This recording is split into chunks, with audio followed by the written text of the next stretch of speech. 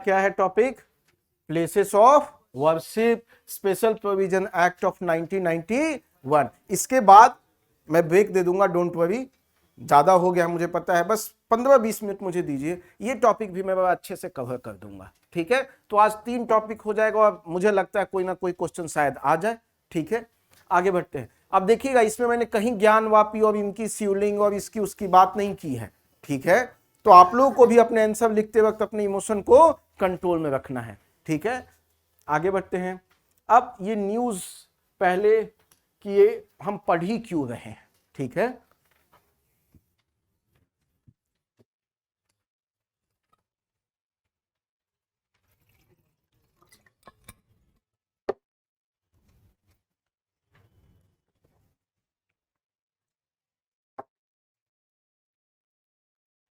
शुरू करें?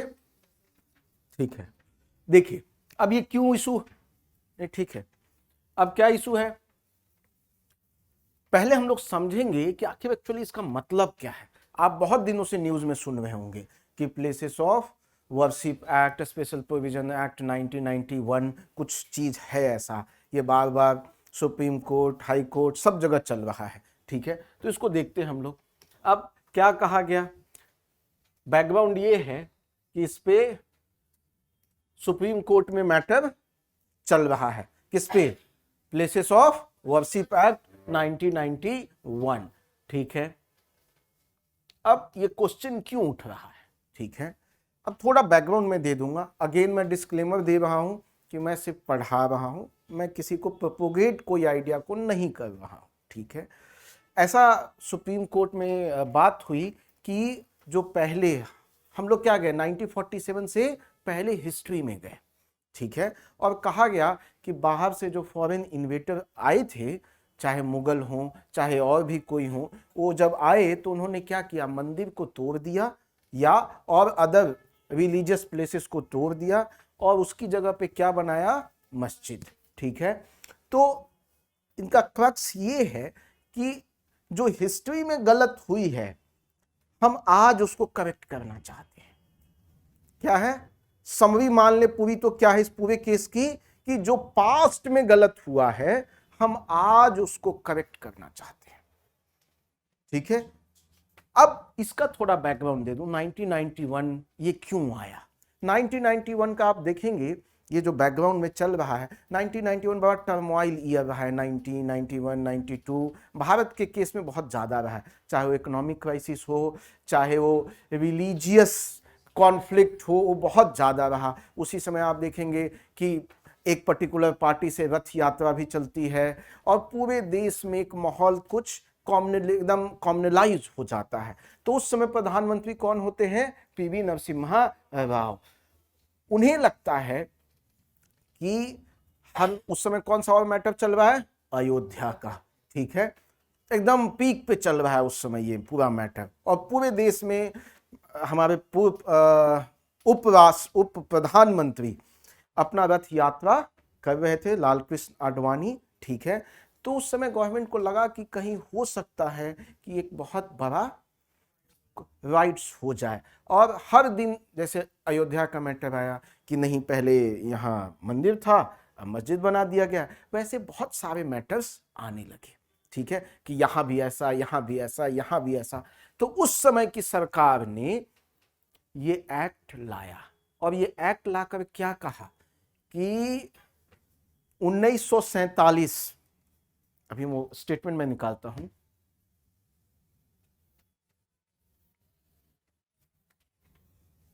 ये देखिए ये स्टेटमेंट आपको एग्जैक्ट पता होनी चाहिए।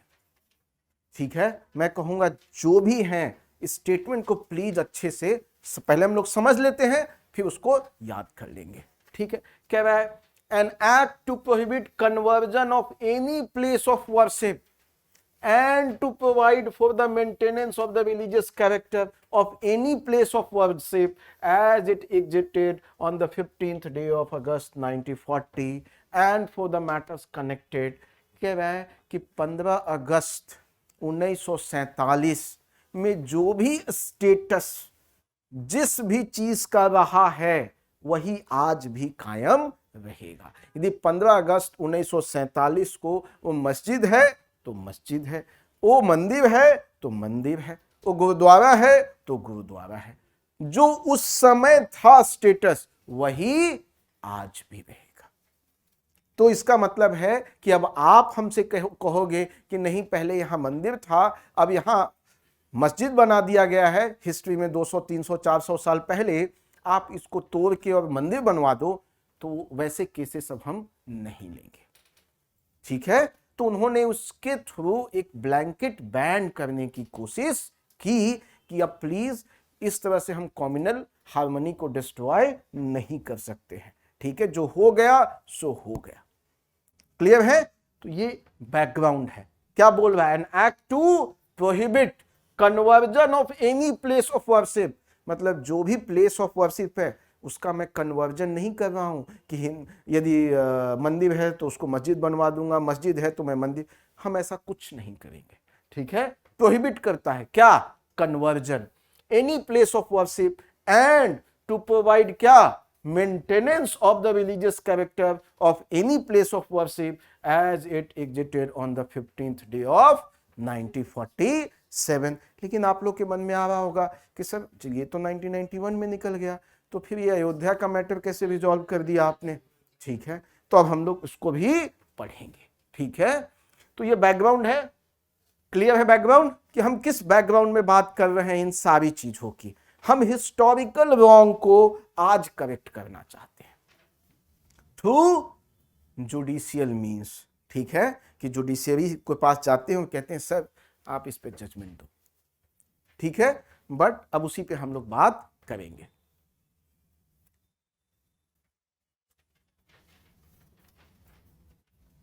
अब देखिए हम लोग अयोध्या से ही पहले चालू होंगे।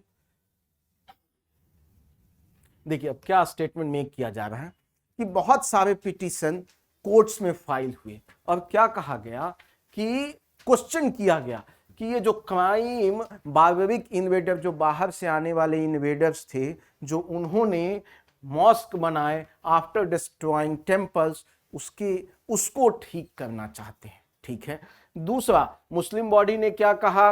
मुस्लिम बॉडी ने क्या कहा? जमाते उलमाए हिंद, इन्होंने क्या कहा कि 1991 में थोड़ा भी छेड़छाड़ किया गया या उसको थोड़ा भी डिस्टर्ब किया गया तो वहां से जो हमारा सेकुलर कैरेक्टर है वहां से वो क्वेश्चन मार्क में आना स्टार्ट हो जाएगा, और वहां से हम कह सकते हैं कि जो सेकुलर कैरेक्टर ऑफ इंडिया है वहीं से उसका पतन स्टार्ट हो जाएगा। तो वही कह रहा है कि counter the dent in the 1990 act would be the first blow to the secular fabric of our country। जो हमारे देश का एक सेकुलर नेचर है उसमें एक बहुत बड़ा डेंट होगा। क्लियर है? ये हमारा बैकग्राउंड है। ठीक है, हम कॉन्टेक्स्ट लिखना होगा तो हम ये लिख सकते हैं। अब हाँ, ये नहीं, ये कंट्रोवर्शियल नहीं है क्योंकि बात ही वो हो रही हो। ठीक है, हमें उसमें बहुत ज्यादा मिर्च मसाला नहीं लगाना है, बट ये हम मेक कर सकते हैं। ठीक है, क्योंकि ये हम नहीं कह रहे हैं। ठीक है, यहाँ कह रहे हैं ना सेवरल पिटीशन फाइल हुई हैं, आप वो बता रहे हो कि ऐसी पिटीशंस कह रही हैं। हाँ हाँ, मतलब कोई पर्टिकुलर उसको नहीं कहा जा रहा है क्या? अरे देखो आप वही तो आगे, इसीलिए मैं कह रहा हूं इतना तो, क्योंकि ये मैं नहीं कह रहा हूं, ये आप नहीं कह रहे हैं। आपने क्या कहा? पिटिशनर्स ने कहा कि पिटीशन फाइल हुई, और पिटीशन फाइल में क्या कहा गया कि कुछ इन्वेडर्स थे, उन्होंने मॉस्क बना दिया मंदिर की जगह पे। अब ये पूरा मैटर ही जो प्लेसेस ऑफ वर्शिप है, यही है ना, प्लेसेस ऑफ वर्शिप एक्ट, तो उसमें ये टर्म आएगा। ठीक है, लेकिन हमें बहुत अच्छे से उसको लिखना है। ठीक है, आगे बढ़ते हैं हम लोग। अब इस पे हम केसेस की बात करते हैं कि अयोध्या वर्डिक्ट में क्या हुआ। तो मैं यहां पे थोड़ा बाद में आऊंगा कि जो हमारा प्लेसेस ऑफ वर्शिप एक्ट 1991 आया उसमें एक्सेप्शन भी था। ठीक है, कि ठीक है ये हम सब पे लागू होगा लेकिन अयोध्या पे ये लागू नहीं होगा, और भी एक्सेप्शन है 3-4, हम लोग वहां देखेंगे। इसीलिए हम लोग अब अयोध्या का वर्डिक्ट पढ़ रहे हैं। अयोध्या वर्डिक्ट में भी देखिए कितनी अच्छी बात कही गई। अब यहाँ जो मुस्लिम बॉडी भी है, जो मुस्लिम के पक्ष रख रहे हैं, वो क्या कह रहे हैं? वो कह रहे हैं stress that the Ayodhya verdict, वो कह रहे हैं कि देखिए अयोध्या वर्डिक्ट में भी क्या लिखा है। ठीक है, अयोध्या वर्डिक्ट आ गया, हम वेलकम करते हैं। और उसी वर्डिक्ट में प्लेसेस ऑफ वर्शिप एक्ट के बारे में क्या लिखा है? देखिए, places of worship act had noted that, ये अब आपको लाइन लिखना ही लिखना है यहां से, historical wrongs cannot be remedied by people taking law in their own hand। कह रहा है कि जो हिस्ट्री में गलती हो गई, हम आज उसको करेक्ट लॉ को अपने हाथ में लेकर नहीं कर सकते। ये कहां कहा गया है? अयोध्या केस में। ठीक है, इसीलिए कह रहा है कि ये जो प्लेसेस ऑफ वर्शिप एक्ट है ये बहुत अच्छा है, इसको इंटैक्ट रहना चाहिए।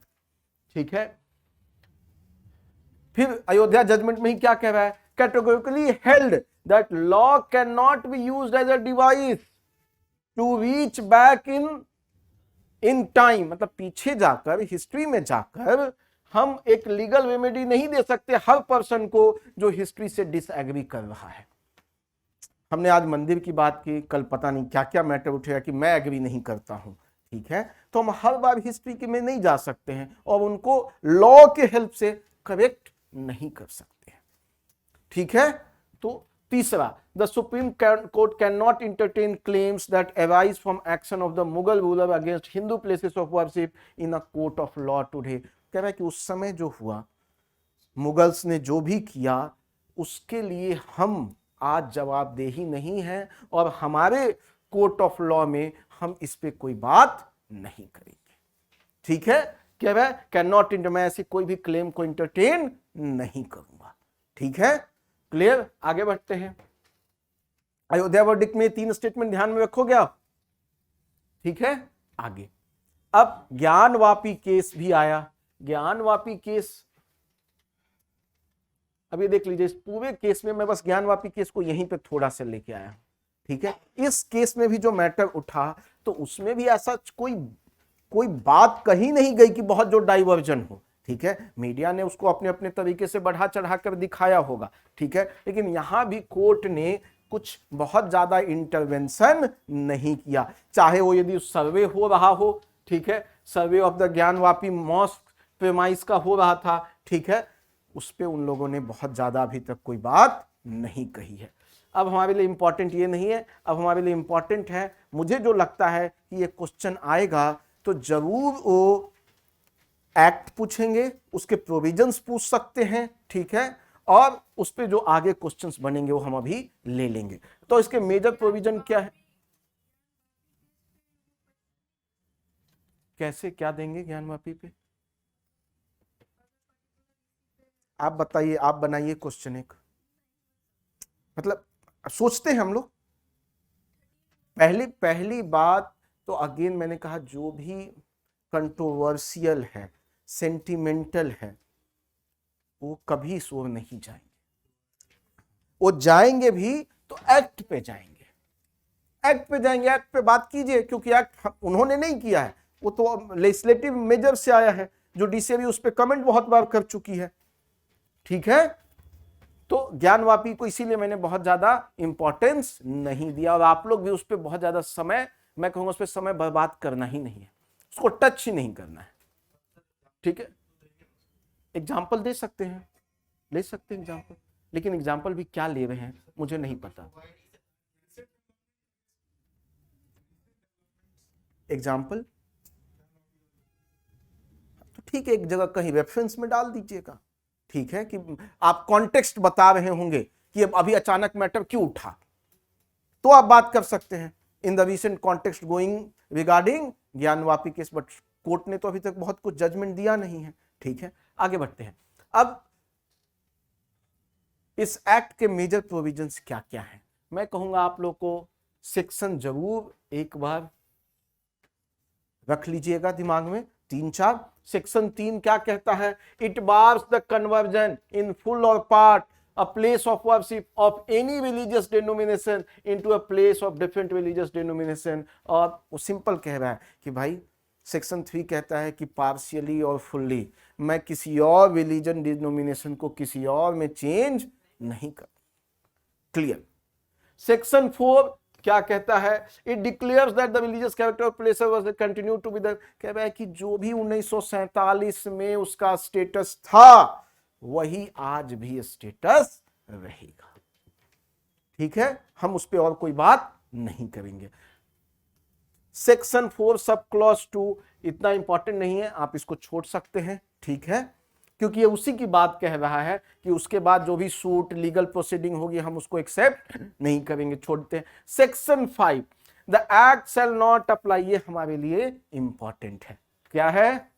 सेक्शन 5, क्योंकि अयोध्या का जब जब मैटर आएगा तो सेक्शन 5 आएगा।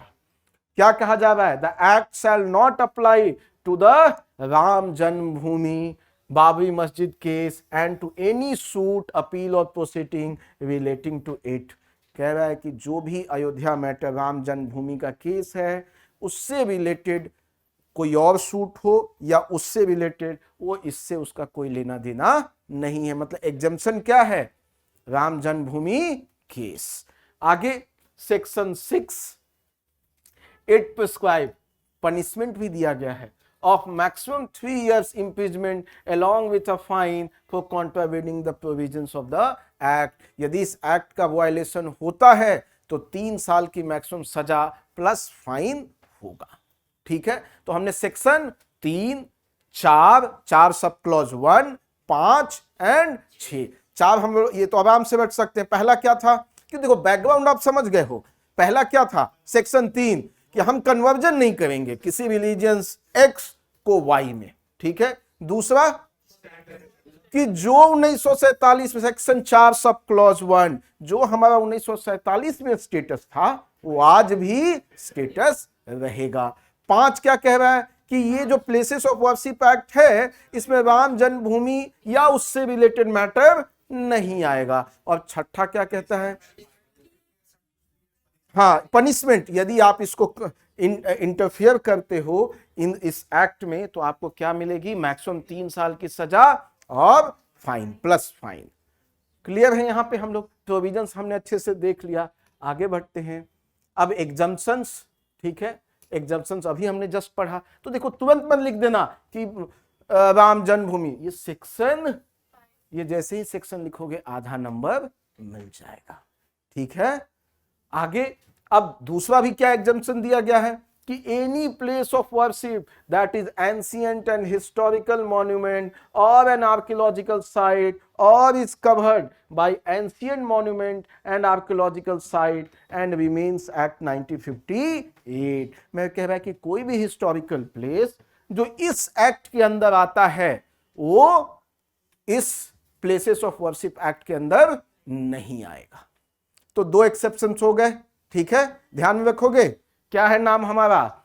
Ancient monuments and archaeological sites and remains act 1958। इसके अंदर जो भी हमारे मॉन्यूमेंट्स हैं वो उससे एग्जम्प्टेड होंगे। ठीक है, आगे बढ़ते हैं।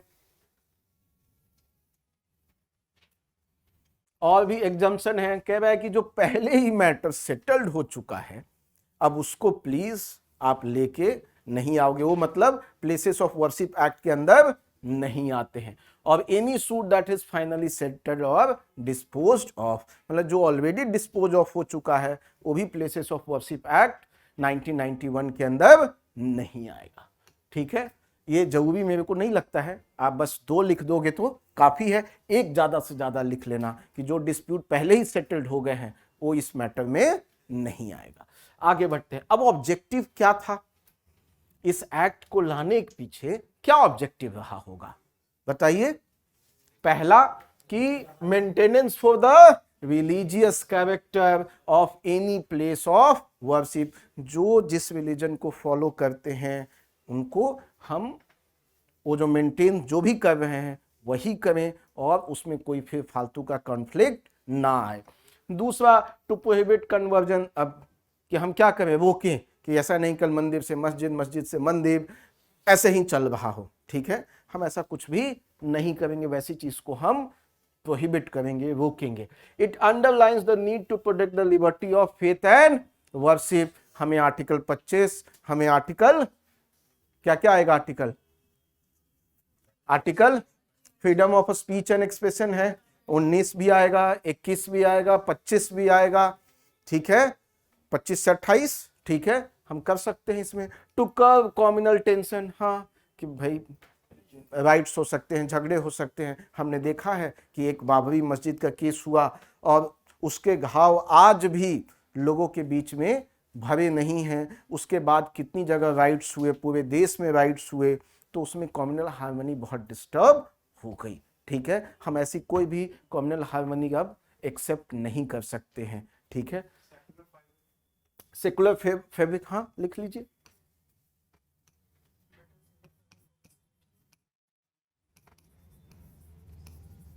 ठीक है, सब डालिए आप, ठीक है। इंपॉर्टेंट, आगे बढ़ते हैं। अब कह रहा है कि इस लॉ में प्रॉब्लम क्या है, ठीक है, इस लॉ में प्रॉब्लम क्या है। मैंने आपके सब डायमेंशन इसमें कवर करने की कोशिश की है कि अब आपको दूसरा कुछ इसमें देखने की जरूरत नहीं होगी, ठीक है। अब लॉ को कैसे चैलेंज कर रहा है, पहला यही कह रहा है कि it bars judicial review which is the basic structure of the constitution. कह रहा है कि आप मना कर रहे हो जुडिशियल रिव्यू पे, वो अपने आप में बारिंग क्या है, जुडिशियल बेसिक स्ट्रक्चर के अगेंस्ट है। दूसरा पूछ रहा है कि आपने कहा 15 अगस्त 1947 के समय जो वर्शिप का नेचर था, जो पहले प्लेसेस ऑफ वर्शिप का, वही आज भी होगा। तो आपने कहा ये 15 अगस्त 1947 कैसे चूज कर लिया। अब दूसरा साइड रिप्लाई कर सकता है कि उसी समय हम आजाद हुए, तो उस समय जो स्टेटस है हमने उसको मेंटेन किया है, क्योंकि उसी समय जो भी बाउंड्री डिसाइड हुई होगी उसी के बाद से हमारी है या आपकी है, तो हम बात कर सकते हैं। बट हमें आर्गुमेंट देना है तो हम एक बात कर सकते हैं कि क्या यह आर्बिट्ररी नेचर नहीं है, ठीक है। तीसरा कि तीसरा पॉइंट देखिए, कह रहा है कि ठीक है, एक कम्युनिटी का तो रिलीजन ऑफ फ्रीडम है, क्या दूसरे कम्युनिटी का रिलीजन ऑफ फ्रीडम नहीं है। जो हिंदुइज्म है, जो हिंदू हैं, जैन हैं, ठीक है, सिख हैं, क्या उनकी भी तो रिलीजन ऑफ फ्रीडम है। वो भी तो कह सकते हैं कि नहीं मेरे को अपना मंदिर चाहिए, मैं वहीं पूजा करूंगा, ठीक है, क्या मुझे अधिकार नहीं है। तो वही कहा जा रहा है कि इट क्या वायलेट कर रहा है, right to religion of Hinduism, Jainism, Buddhism, Sikh from approaching courts. Court को भी हम अप्रोच नहीं कर सकते कि सर हमारा पहले मंदिर था, बाहर से आए, उसको कन्वर्जन कर दिया गया, क्या हम उसको वापस ले सकते हैं। तो ये क्या कहा जा रहा है कि आप हमारी राइट को भी क्या कर रहे हैं, इन्फ्रिंज कर रहे हैं, ठीक है।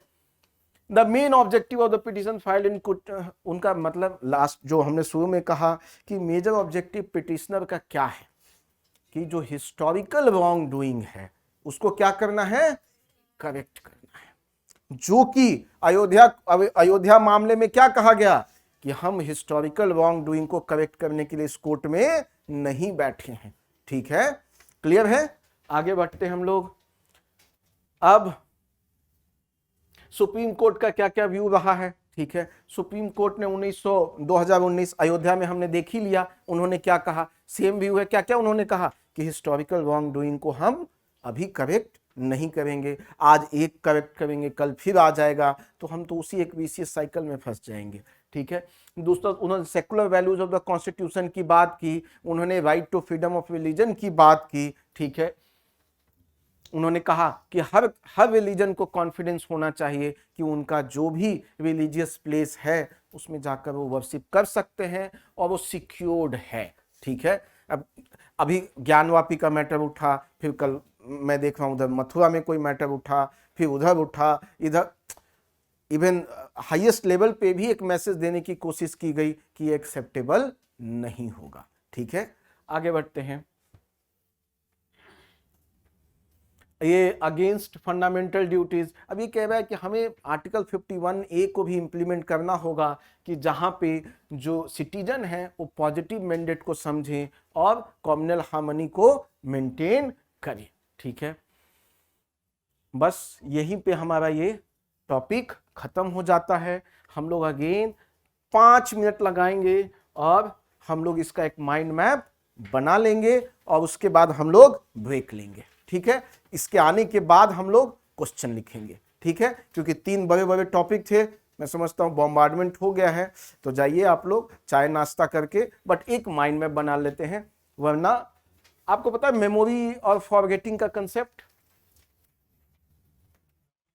फॉरगेटिंग कितने देर में हो जाती है, उसका ग्राफ कुछ ऐसा है। मैक्सिमम फॉरगेटिंग आप यदि 6 to 8 आवर्स में आपने रिवाइज नहीं किया है तो ये देखिए, और कभी भी पूरी फॉरगेटिंग नहीं होती है। ठीक है, वो शायद याद नहीं आ रहा हो बट हो सकता है बहुत दिनों बाद आपको कोई बात याद आए, ऐसा हुआ था।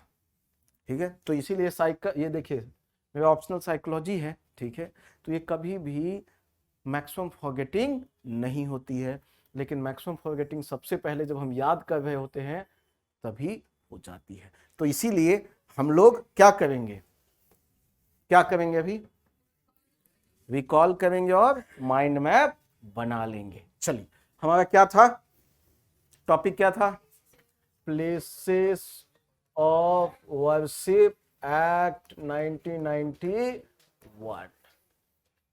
क्लियर है? ठीक है, क्या बताया इसमें, क्या रहा, सबसे पहले places of worship act background news में क्यों है,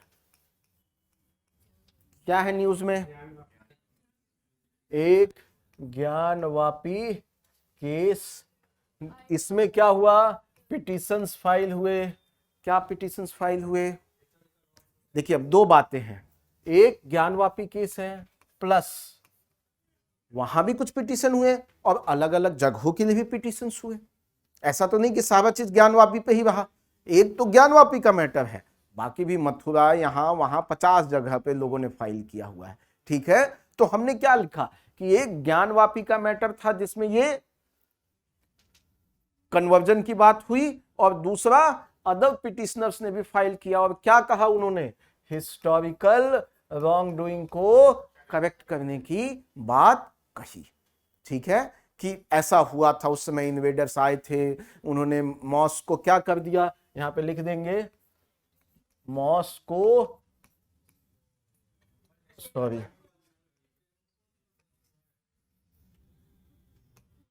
ठीक है, पिटीशन क्या हुआ कि हिस्टोरिकल रॉन्ग डूइंग को करेक्ट, इसका मतलब क्या कि जो पहले टेम्पल थे उसको मॉस्क बना दिया गया, अब वापस क्या कह रहे हैं, आप टेम्पल बना दो, हमें पूजा करने का अधिकार दो।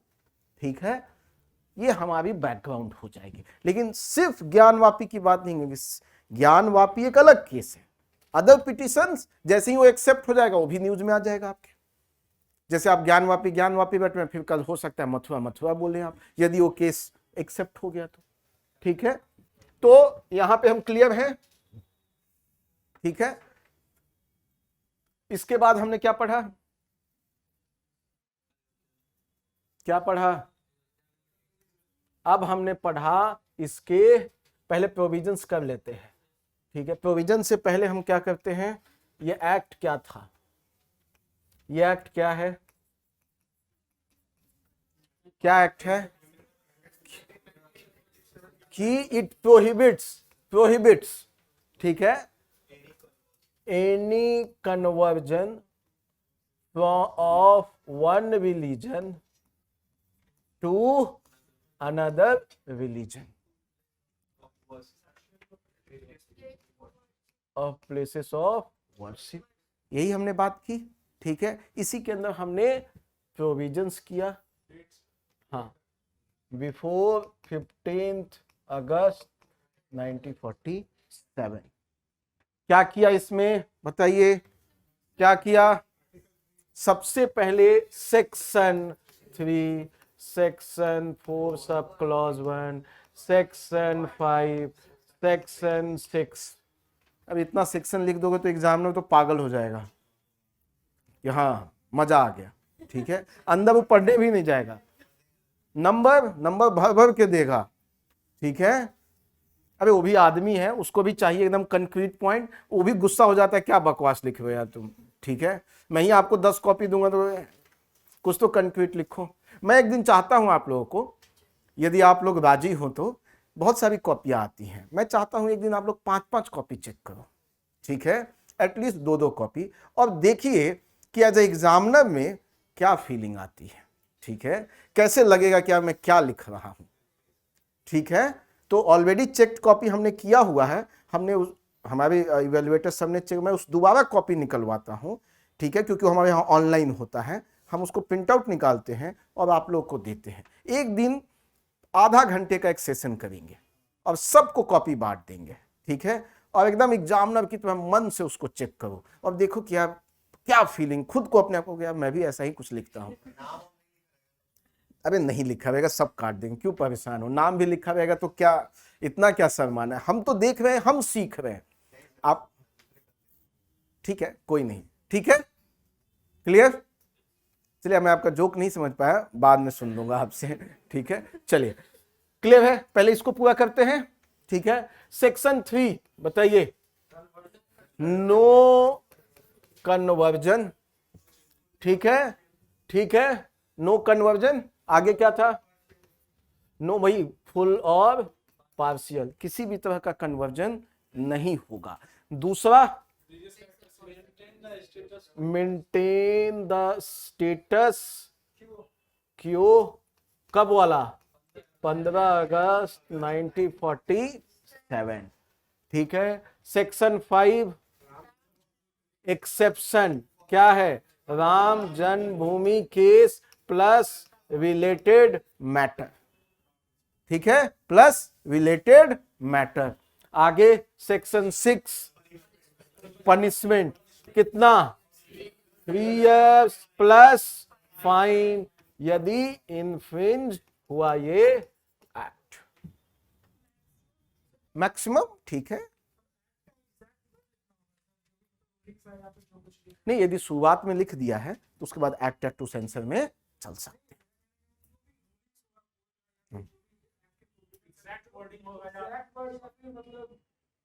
नहीं, ये सेक्शन 3, 4, 5, 6 है ना, इसमें मैं कहूंगा कि वो एग्जैक्ट वर्ड बैठ लेना, और मान ले आपको नहीं याद है तो अपने लैंग्वेज में भी लिख लीजिएगा, कोई दिक्कत नहीं है, लेकिन अच्छे से, जैसे मैंने लिखा ऐसे मत लिख दीजिएगा, नो कन्वर्जन, ये तो मैं माइंड मैप बना रहा हूं, आप अच्छे से एक लाइन में लिख दीजिएगा, अपने लैंग्वेज में भी वो चलेगा, कोई दिक्कत नहीं है, ठीक है।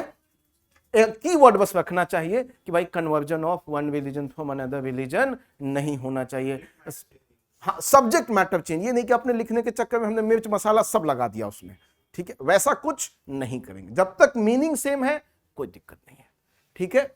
आगे बढ़ते हैं, सेक्शन 6 हो गया। हाँ, निधि कह रही थी मैक्सिमम पनिशमेंट, चलो ठीक है, मैक्सिमम पनिशमेंट, चलिए, यहां पे हम लोगों ने सेक्शन कर लिया, अब हमारा क्या था, एक्सेप्शन, एक्सेप्शन था ना, बताइए एक्सेप्शन क्या है, एक सेक्शन 5, बाकी आप सब समझते हो सेक्शन 5 क्या है। दूसरा क्या था, मैं एक बार बोलिए, ancient monument and archaeological sites and remains 19, जो भी इसके अंदर आएगा वो एग्जम्पशन होगा। तीसरा क्या था, फर्स्ट सेकेंड थर्ड, कि जो ऑलरेडी सेटल्ड है, ठीक है, वो इसके अंदर नहीं आएगा। क्लियर है, ये देखिए ना, माइंड मैप एकदम क्रिस्टल क्लियर, ठीक है। अब इसके बाद हमने क्या पढ़ा, ऑब्जेक्टिव, क्या थे ऑब्जेक्टिव, ठीक है, टू मेंटेन रिलीजियस हार्मनी, फिर सेकुलर फैब्रिक, फिर ठीक है, ठीक है, टू प्रोहिबिट कन्वर्जन, ठीक है, चौथा कि to to to maintain fundamental rights of certain people, ठीक है, इसमें आप लिख लीजिए क्या, ठीक है, liberty of faith and worship, clear है, liberty of faith and worship. आगे हमारा और क्या था, क्या था और चैलेंजेस, चैलेंजेस क्या है बताइए। पहला, जुडिशियल रिव्यू नहीं अलाउ कर रहा है, अगेंस्ट, अगेन ये basic structure of the constitution को वायलेट करता है। दूसरा, आर्बिट्ररी डेट है 15 अगस्त 1947। तीसरा, अदर रिलीजन जो है हिंदू, जैन, बुद्धिज्म, सिक्स, वो कह रहे हैं कि हमारा भी तो रिलीजन ऑफ फ्रीडम है, मतलब फ्रीडम ऑफ रिलीजन है। तो उनका चौथा, हिस्टोरिकल रॉन्ग को, हाँ ठीक है। पांचवा, एक और छूट गया, जो अयोध्या वर्डिक्ट था, अयोध्या वर्डिक्ट, क्या बोला गया अयोध्या वर्डिक्ट में? अयोध्या वर्डिक्ट में क्या कहा कि भैया हम हिस्टोरिकल रॉन्ग डूइंग के लिए, आज पास्ट के हिस्टोरिकल रॉन्ग डूइंग को आज का लॉ करेक्ट नहीं कर सकता है, और वैसे किसी भी सूट को इंटरटेन नहीं करेगा। लेकिन जब अभी सुप्रीम कोर्ट ने कहा है कि हाँ हम देखते हैं, रिव्यू करते हैं, इसका मतलब है कि फिर से ये पंडारा खुल चुका है, ठीक है। और ऐसे बहुत सारे पिटीशंस अब और आएंगे, ठीक है। तो ये हमारा पूरा माइंड मैप रहा। अभी 3:35 हो रहा है, आप 20 मिनट का ब्रेक ले लीजिए, हम लोग यहाँ पे मिलेंगे, हम लोग फिर एक नई टॉपिक स्टार्ट करेंगे, और आज हम लोग फिर 2 क्वेश्चन लिखेंगे। तो आ जाइए आप लोग, एग्जैक्ट हम लोग 3:55 पे मिलेंगे।